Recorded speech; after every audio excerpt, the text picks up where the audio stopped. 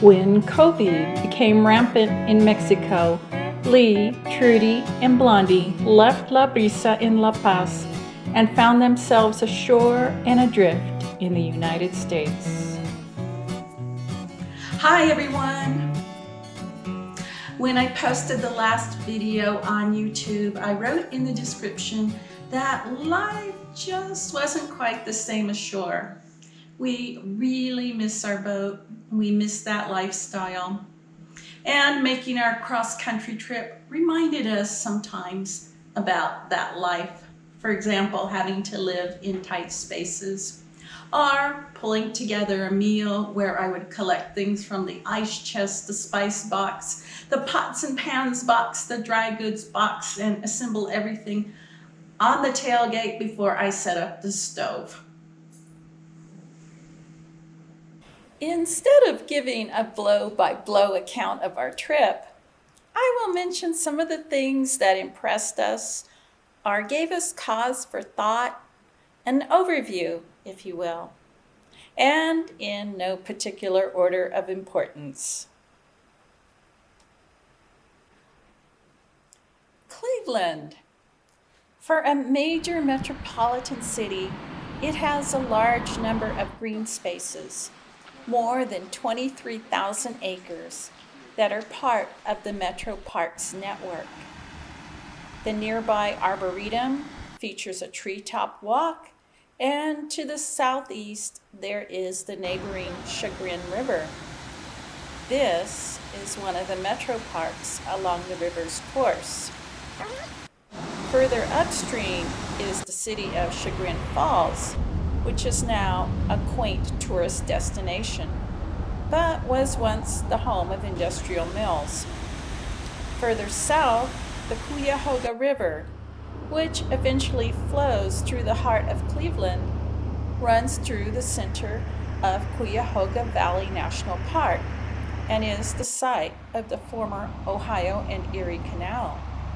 This river also powered industrial mills. Windmills. Unlike California, where there are dense clusters of windmills below mountain passes, we were surprised at the number of windmills sporadically populating farmland in the Midwest. Hollywood has created stereotypes in my mind of what places should look like, and this trip dispelled a lot of those images. I had envisioned Nebraska as a flat, dusty plain with not a lot of visually interesting places. In eastern Nebraska, while driving on Highway 6, which runs through Cleveland and also marked the start of our trip in California, I thoroughly enjoyed the farmland and rolling hills. I was intrigued by the number of silos and grain elevators. In western Nebraska, we camped below the dam at Lake McConaughey, or Lake Mac, as the locals call it, and enjoyed an evening of peace and beauty. It is also in western Nebraska the prairie transitions to the more arid plains, and along the North Platte River, following the Mormon and Oregon trails, we came upon Chimney Rock, which has been a landmark for travelers for hundreds of years. Continuing along the North Platte, we crossed the border into Wyoming and visited the historic site of Fort Laramie of Wild West fame. I was struck by the spacious grounds of the fort. I had envisioned a few buildings surrounded by a stockade. Midwestern architecture. Traveling through Illinois farmland, we came upon the town of Pontiac, and I was charmed by the architecture of the public buildings. I thought it was unique until, while editing this video, I realized It vaguely reminded me of Main Street, USA at Disneyland. Forests. I enjoyed the huge diversity of the forests we encountered in our travels. In Wisconsin, the dense green forest of beech, oak, and maple. And in Indiana, while we were drying out from the rain we experienced along the Illinois River and the leak we discovered in the shell, I was especially thrilled to identify Liriodendron tuliprofa, also known as tulip tree or yellow poplar, a member of the magnolia family and the state tree of Indiana, Kentucky, and Tennessee. The leaves are a giveaway. It looks like someone has snipped the leaf ends straight across, although there is some variation from tree to tree. As we traveled further west, the forest became less green, less dense, and more specifically adapted to drought and fire. At higher elevations in Wyoming, there were abundant pines and aspen. In the rain shadow of the Cascades in Oregon, we camped in stands of juniper, and towards Bend, Oregon, in the Deschutes National Forest, there were massive ponderosa pines. As we turned south toward the wetter western side of the Sierra Nevada, endemic oaks, ponderosa, and Douglas fir made their appearance. And a little further south, incense cedar and sugar pines were added to the mix.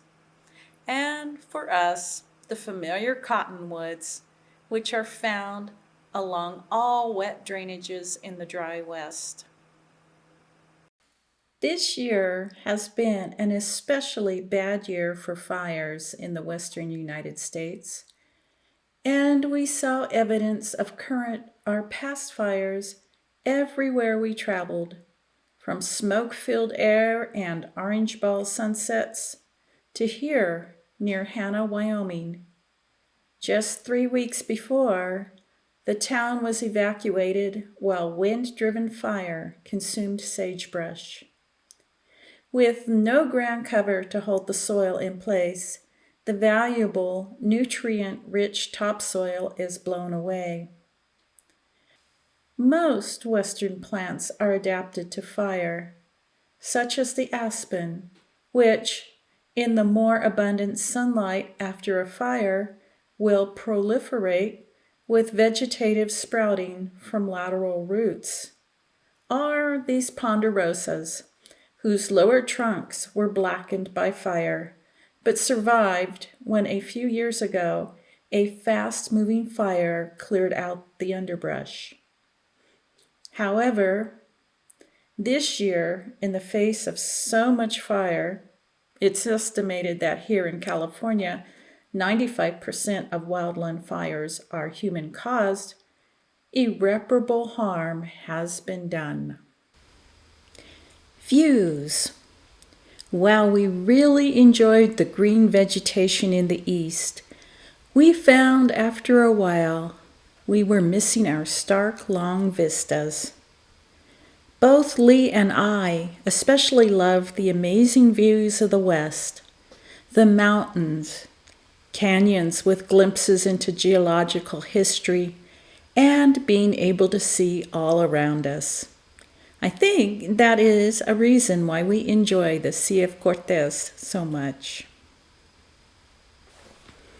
As you may have inferred from seeing our campsites, we prefer undeveloped campgrounds and especially free dispersed camping. It seemed in the East that most campgrounds were developed and dispersed camping was difficult to find. From Wyoming westwards, we are fortunate there is a lot of publicly owned land managed by the Bureau of Land Management, and BLM land is generally available for free dispersed camping. Some of the things we found useful on our trip was this collapsible table which served as extra kitchen counter space or a place to play games. Lee laughed at my awning purchase, but it came in handy in the rain in Illinois and gave us wind and shade protection in Nevada and Utah. This plastic wash basin was a handy catch-all for odds and ends when we moved from place to place. Our favorite spot? Lee has two that come to mind. The BLM campground at Pryor Flat in Wyoming, where we made the acquaintance of Christine and Charlie, who, in their Razor, kindly gave us a 24-mile tour of the area and shared some of the local history. We saw antelope, a first for us. Lee's other favorite area was a BLM camping and off-road recreational area, the Knolls, in Utah. We both drove the Razor, but Lee got to indulge in some white-knuckle driving. My favorite was at Orovada, Nevada, another BLM dispersed camping area accessed through a gate at the rest area. We also drove the Razor here, spent a pleasant afternoon playing cards, and later watched the moonrise. As for Blondie, she loves the Razor and camping, especially camping where she can be off the leash. She does detest traveling in the truck and always appears like an incipient heart attack victim. Blondie was especially delighted to visit Bend, Oregon, where our sailing friends Patty and Kuzi now live. So Lee, what's your feeling today? Go or not go? At the moment, it's not go because there's a surge in both here and Mexico. And if we got sick down there, I'm not sure about getting back across the border with our temperatures going up. And we have our doctors here. So, to go or not to go? I don't know. I'm torn between the two right now. So basically, we don't know what to do. That's right. If we can finish up here, get down there, and get the repairs done and the boat configured and stay safe out in the sea for 4 months, then we can come up here for our daughter's graduation and get our vaccines. But that's kind of, can we get down there, get provision, get in the sea without getting it, and stay safe for 4 months. Right. And we do know, according to the official Mexican count, that the rate of transmission is lower in Mexico right now than it is in the U.S.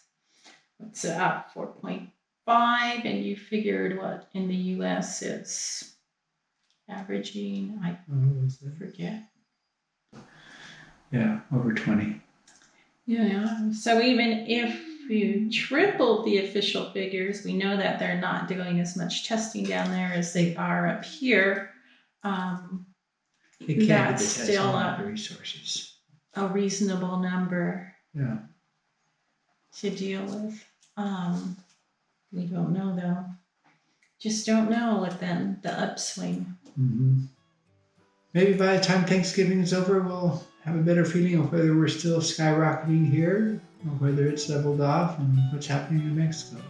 Yeah, so we are committed to the end of November before we make our next decision. You just have to be ready for a fast move either way.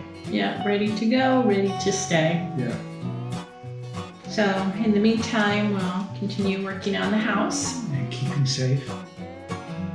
and wish that we had a crystal ball.